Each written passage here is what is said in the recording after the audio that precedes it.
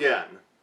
Today, I'm going to be looking at one of the most well-acclaimed sci-fi adventure films ever made, Star Wars Episode 5, The Empire Strikes Back. A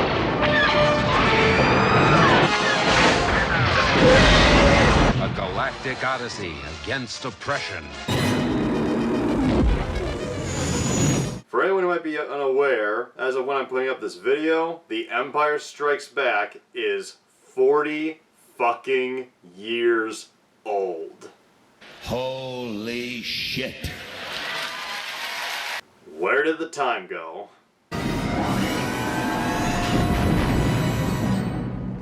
It almost feels a little pointless to talk about The Empire Strikes Back because just about anything that can be said about it has been said, but it's the 40th anniversary, and I did a special review of the original Star Wars when that movie's 40th anniversary came up, so for the most part, I think I just really want to talk about my experience with The Empire Strikes Back. I'm not afraid. You will be. I grew up with a mix of different VHS tapes to watch the Star Wars original trilogy. I had the slightly unaltered version of the first Star Wars on VHS. Yes, I bet you have. And I had the 1997 special edition versions of The Empire Strikes Back and Return of the Jedi. How embarrassing. So for most of my young life, I had this copy to watch, and I talked about the special editions, my feelings on them, and I actually don't think the special edition of The Empire Strikes Back is that bad, at least the 90s version. The 2004 further on updates really hurt it, but this was one that still held up pretty well and had the least amount of changes. Maybe it's a sign that it really was the best in the eyes of not only the audience, but those who made it. Although, just for full disclosure, I don't think The Empire Strikes Back is the greatest Star Wars movie ever made. I do love it. It is an amazing film, it is a classic, but as far as sequels go, I'm in the Return of the Jedi camp, but we'll get to that film when we get to that. Copy, co-leader. When I was a kid, I always loved to pop The Empire Strikes Back in, and while the original Star Wars film changed the way we look at cinema, the way movies are made and marketed, Episode 5 had its own major contributions to cinema, particularly in showing that a sequel could be more epic and even greater than the original. The only sequel that came before The Empire Strikes Back that I think topped the original in the eyes of audiences and critics was The Godfather Part 2. What a picture. What a picture. Good picture. One of the things I really liked about the special edition VHS tape was it opens with a special making of feature of sorts where it shows what they did, what changes they made to the original, and for the most part they're not that huge. The only thing they really updated was the Wampa scene on the Hoth planet. Where you hear it, but you don't see it. In this particular case, I really wanted to see the monster. So we were able to do that. I was able to go back and add them into the scene, which I think makes that scene make more sense. It's one of the first things that really got me interested in the art of filmmaking, understanding, editing, all that stuff. Here we go then. Action! Once again, I don't hate the special editions, but I do dislike the fact that George Lucas made them the only versions that were available to get for many years. Fuck him. Guy's fucking useless to me. And yes, it's his right as the creator, but it's the originals that people fell in love with that broke new ground, changed cinema, so it's always nice to have those available just for the sake of preservation and giving people the option to see what was before and after and choose which one they like best. You take the blue pill, you wake up in your bed and believe whatever you want to believe. You take the red pill, and I show you how deep the rabbit hole goes. Don't make me choose! For the sake of this review, here's the quick synopsis of The Empire Strikes Back. Here goes nothing. A couple of years after destroying the Death Star and Darth Vader getting away, the rebels have now set up base on an ice planet known as Hoth. While scouting the area and spotting a Imperial probe that has crashed onto Hoth, Luke Skywalker, played once again by Mark Hamill, is captured by a Hoth creature known as a Wampa.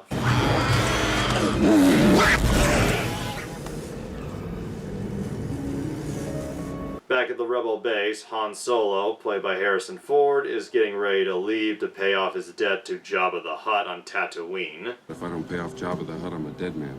Before leaving, he tries to get Princess Leia, played again by Carrie Fisher, to admit that she has the same romantic feelings that he has for her.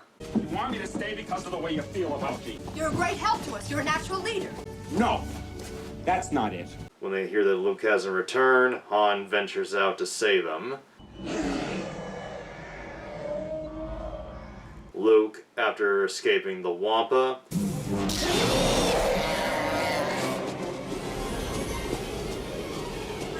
has a vision of Obi-Wan Kenobi, played, surprisingly given how much he didn't want to be in the last film, by Alec Guinness. This vision of Obi-Wan tells Luke to head to a planet known as Dagobah. There you will learn from Yoda, the Jedi Master who instructed me. Han finds Luke and is able to save him from freezing to death. The Imperial probe from earlier sends a signal out to the Star Destroyer fleet, being helmed by Darth Vader, played again in body by David Prowse and voiced by the awesome James Earl Jones. That's it. The rebels are there. Set your course for the Hoth system. The rebels scramble to leave as the Imperial fleet makes its way to Hoth, leading to a kick-ass battle between the snow-coated rebels and the Imperial walkers. Central Station 5-7, we're on our way.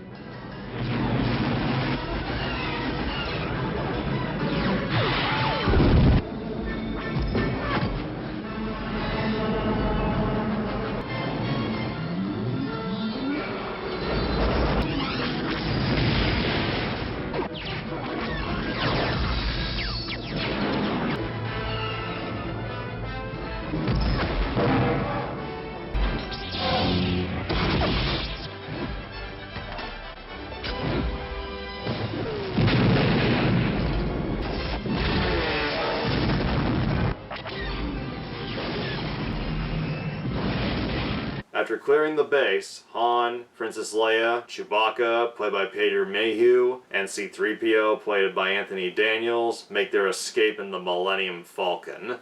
Punch it.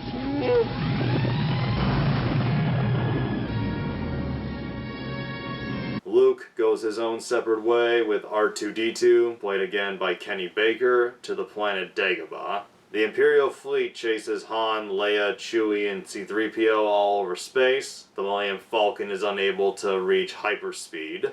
Watch this! So they try to outmaneuver and lose the Imperial ships in an asteroid field. Luke arrives on Dagobah, having a familiar feeling about the area. He is quickly found and becomes acquainted with the old Jedi Master, Yoda, voiced and puppeteered by Frank Oz of The Muppets. An intense Jedi training begins. A Jedi uses the Force for knowledge and defense, never for attack. After realizing how strong their feelings are for each other, Han and Leia set course for a mining colony known as Cloud City, run by an old acquaintance of Han's, Lando Calrissian, played by Billy D. Williams. Back on Dagobah, Luke senses that his friends will be in danger, so he abruptly leaves to save them. And from there, the film becomes a whole series of twists, some of them considered the best twists in cinema, but we'll get to that a little later.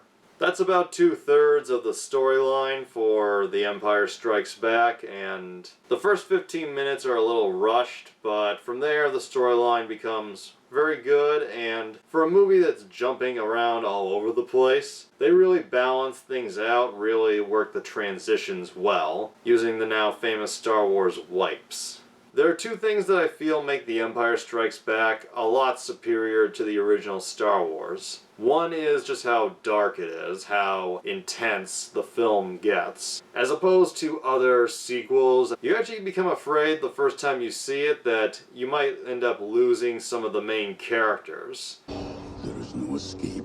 Don't make me destroy you. The action sequences in the last 30 minutes are particularly gripping, while still managing to balance things out with a little comedy here and there. The second thing that really puts it above the first film is the relationships between all the main characters. The friendships, the romance, just the chemistry all around. You really feel the love here. When Han Solo finds out that his best friend is stuck out in the icy world of Hoth, he goes out even though the temperature is dropping, and when they tell him that his Tauntaun riding animal will freeze to death, he just says, "Gonna see you in hell." That's a friend right there. And this leads to Han Solo being, for the time, the only non-Jedi character to use a lightsaber. Hang on, kid. This may smell bad, kid, but it'll keep you warm. There was some debate about Finn, but I think in episode 9 they showed he might have the Force, but I really don't want to get into that fucking movie. Disappointed!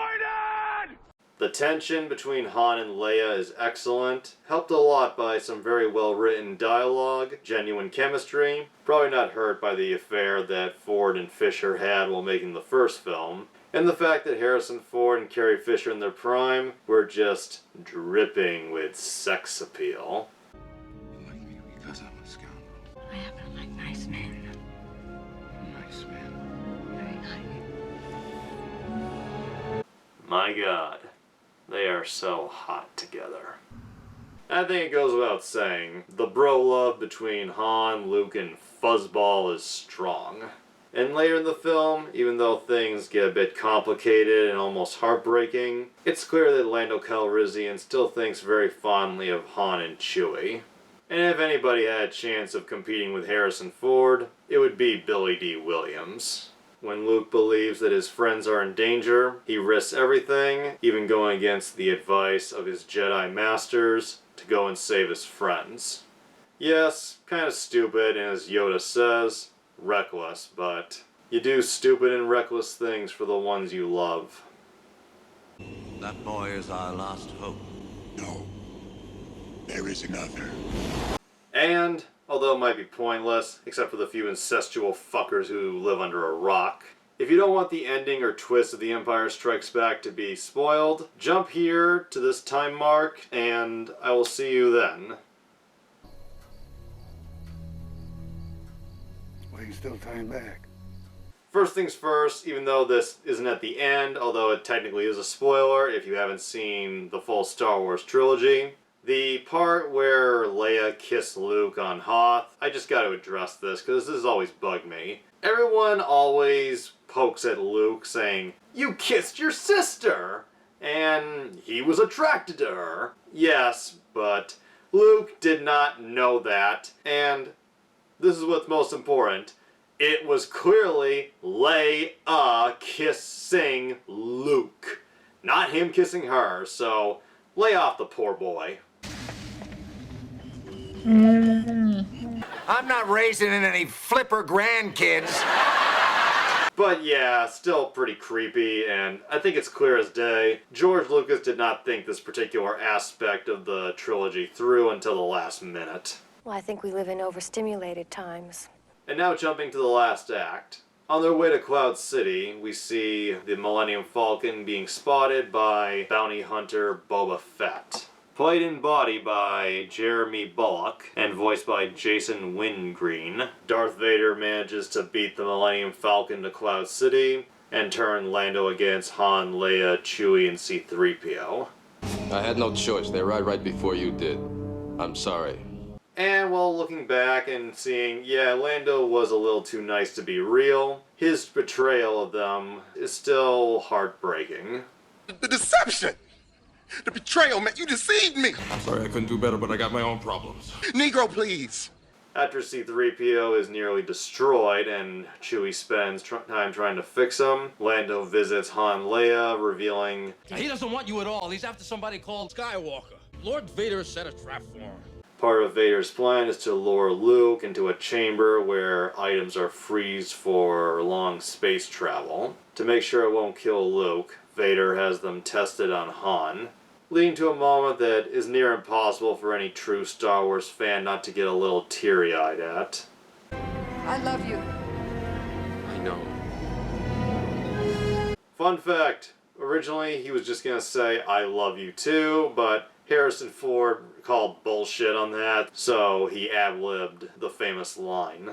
Han is frozen and taken away by Boba Fett to deliver to Jabba the Hutt. This was done as a precaution and possible way of writing out the character in case Harrison Ford didn't return for the third film, showing that Vader can't be trusted. It seems like Leia and Chewbacca are going to be moved to the Star Destroyer. You said they'd be left in the city under my supervision. I am altering the deal. Pray I don't alter it any further. But out of nowhere, Lando triple crosses and helps free Leia and Chewie. They don't respond well at first, Do you think that after what you did to Han that we're gonna trust you? but he's able to convince them that he's on their side and works with them to try and save Han.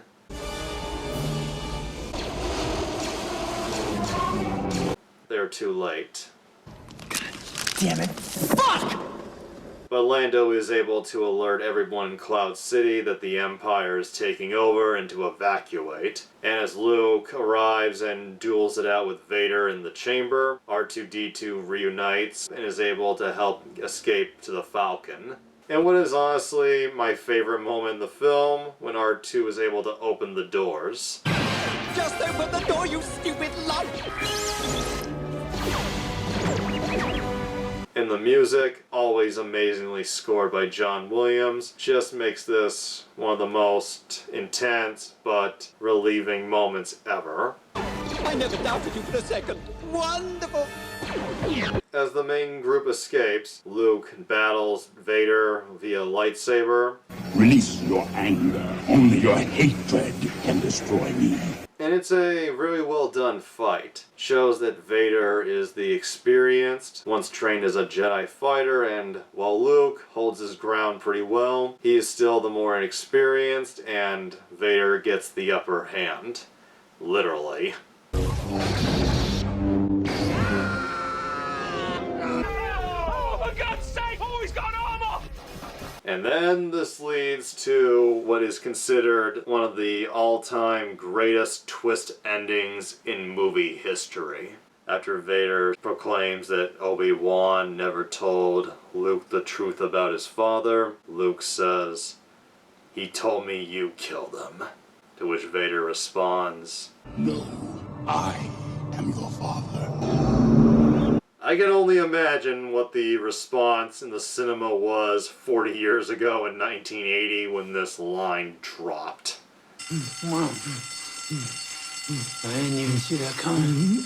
And while Luke does give the famous reaction that has been mocked and parodied repeatedly, Mark Hamill's acting of horror and denial is just perfect. And all of a sudden, Darth Vader's character changes ever so slightly, going from ruthless and complete villain to almost desperate to reunite and be with his son again.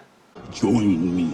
We can rule the galaxy as father and son. Luke turns down the offer.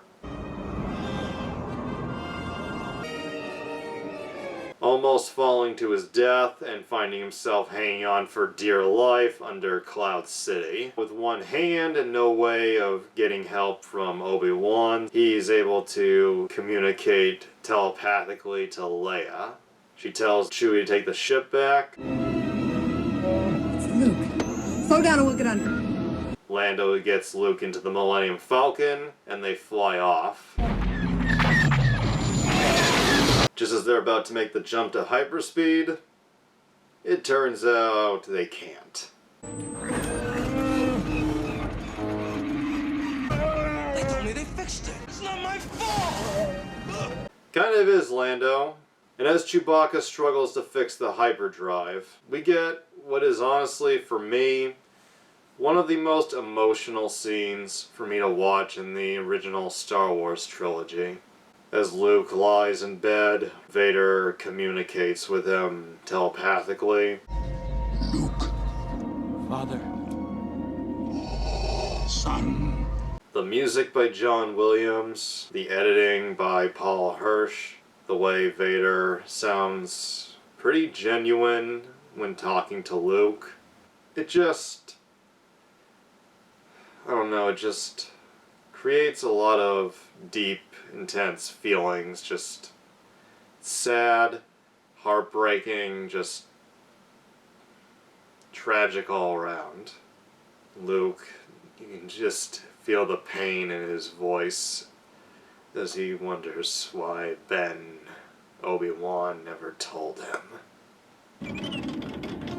R2, come back at once. And showing once again that these metal slaves don't get enough appreciation, R2-D2 fixes the hyperdrive and they blast off.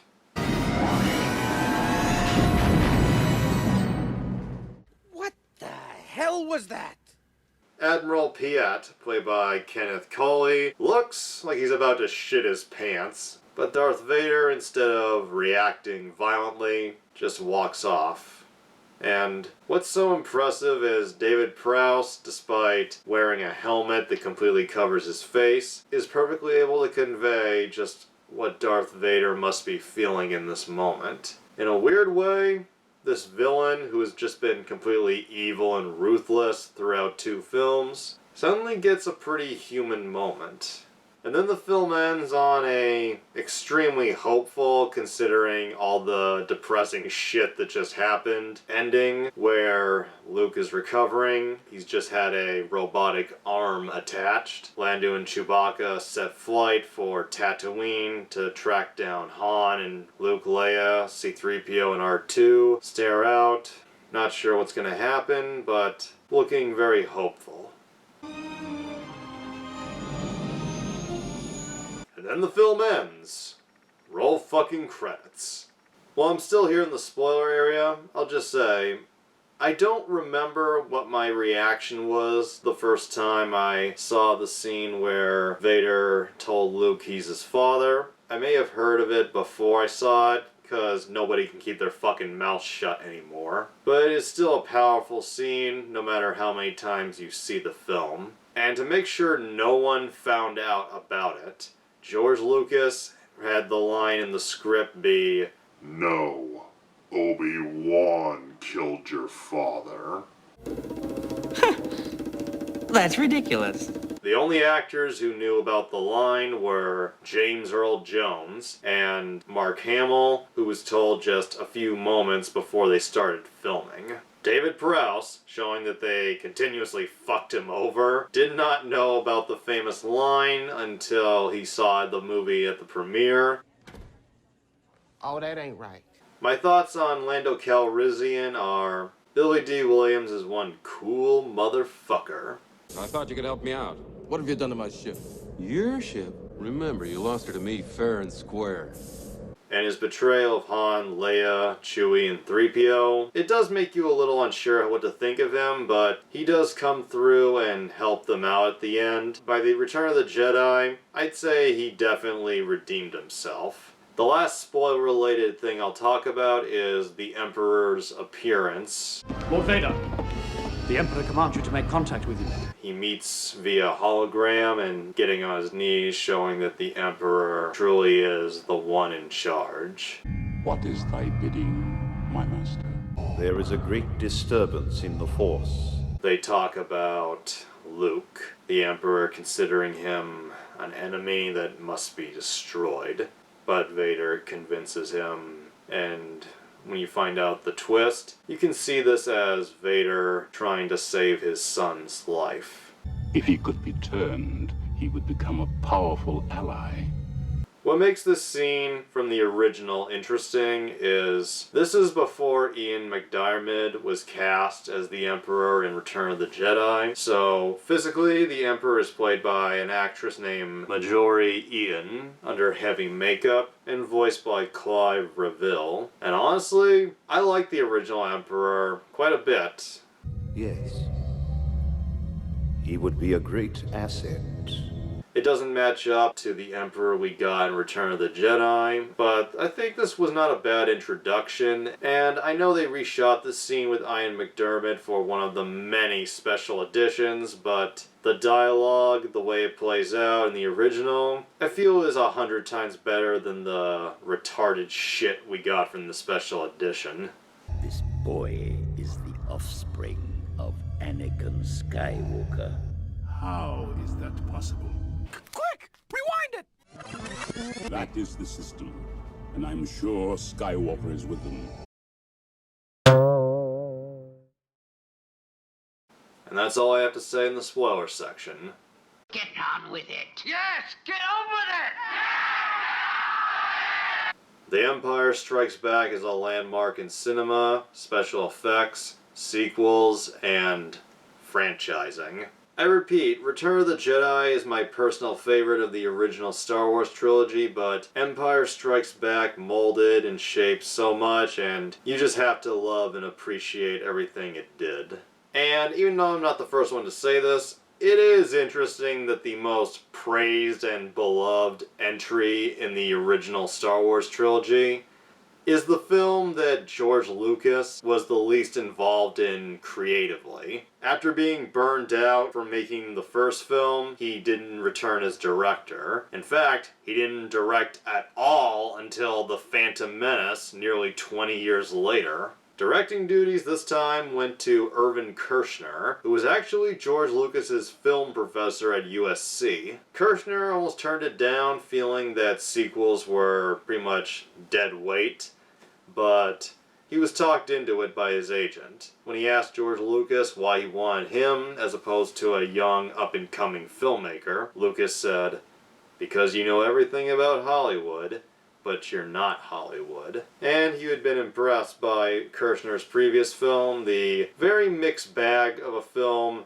Eyes of Laura Mars. And although he's billed as an executive producer, the main producing credits go to Gary Kurtz, who had also produced the first Star Wars film. This would be the last time Kurtz and Lucas worked together, after having a falling out due to the fact that they couldn't agree on what was most important. Kurtz believed in good storylines, while Lucas believed in just making a big special effects show. And as far as writing goes, George Lucas is only credited for writing the story, which, according to what I read, was pretty much a 19-page outline. Writing duties were given originally to Lee Brackett, a veteran screenwriter whose many credits include the John Wayne films Rio Bravo, Hatari, El Dorado, Rio Lobo.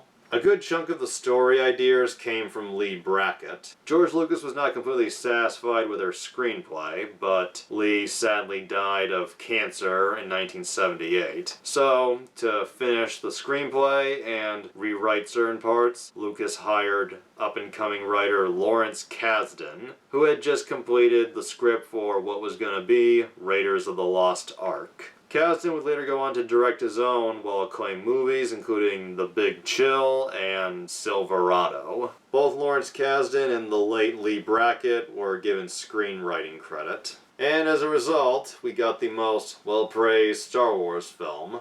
Back when George Lucas knew to surround himself with even more talented people. I come up with an idea for a movie and I just want to see it. And in the worst possible situations, I've had to make it myself. In the best of all possible situations, I've gotten Steven Spielberg to make it. So, the last thing I'll say is the majority of the actors in this film are great. Mark Hamill, while still a little whiny, is able to show that Luke is slowly growing, and while not a full-on Jedi yet, is getting there. Harrison Ford brings the right amount of scruff and charm to playing the sexy scoundrel Han Solo. It still remains a badass. Carrie Fisher, now dodging the uneven, bad attempts at a British accent, goes through a lot as Princess Leia, conveying all types of emotions, and at the end, we get to see her kick a lot of ass as well. And lastly, just because I don't want to run through every single cast member, even though I would love to, but I've learned that's not the best thing to do. Frank Oz, as the voice and puppeteer of Yoda, is fucking fantastic. Originally offered to Jim Henson, the creator of the Muppets. Henson turned it down, but recommended Frank Oz. Frank Oz's puppeteering work for Yoda was so good that when Irvin Kershner was directing the Yoda scenes, he actually found himself talking to the fucking puppet as opposed to Oz. Ain't it cool? The special effects, while a little fuzzy in some areas by today's standards, are very impressive and still for the most part hold up. Lucas specifically had the opening set on Ice Planet because a white backdrop posed a bigger challenge to the effects team. Made on a $33 million budget after going way overboard and grossing over $547 million, The Empire Strikes Back continued to solidify Star Wars as one of the most successful blockbuster franchises of all time. If for some amazing miracle you haven't seen The Empire Strikes Back, check it out now. Yes. 9.8 out of 10 my book, baby. Hope you enjoyed this review, and I will see you all again soon.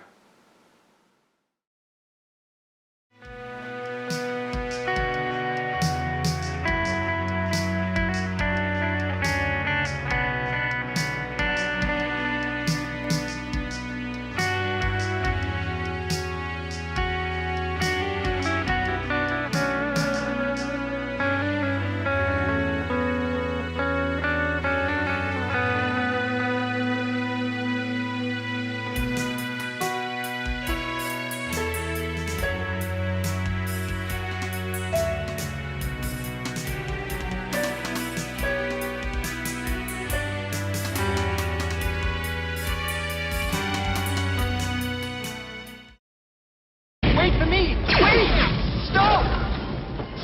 Typical. Come on.